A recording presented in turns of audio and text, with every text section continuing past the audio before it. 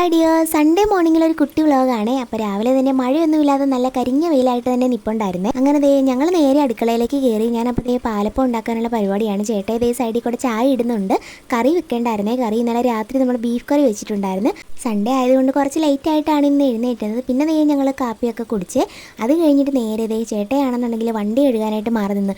ഞങ്ങൾ തമ്മിൽ ഏറ്റവും കൂടുതൽ വഴക്കിടുന്ന ഇതിനാണ്. ഞാൻ എപ്പോഴും പറഞ്ഞു ചേട്ടാ അത് കഴുകി വൃത്തിയാക്കി വെക്കും. ചേട്ടയാണെങ്കിൽ പിന്നെയാകട്ടെ എന്ന് പറഞ്ഞ് അങ്ങനെ ഞായറാഴ്ച അതൊക്കെ കഴുകി വെച്ചിട്ട് കുറച്ച് കഴിഞ്ഞപ്പോഴത്തേക്ക് ചേട്ടയുടെ വീട് വരെ പോയേ. ആ സമയത്ത് ഞാനാണെങ്കിൽ കഴുകാനുള്ള തുണിയെല്ലാം എടുത്തിട്ടേ. പുറത്തെ വെയിൽ കണ്ടുകൊണ്ടാണ് വാഷിംഗ് മെഷീനിൽ എല്ലാം കൂടെ എടുത്തിട്ടത്.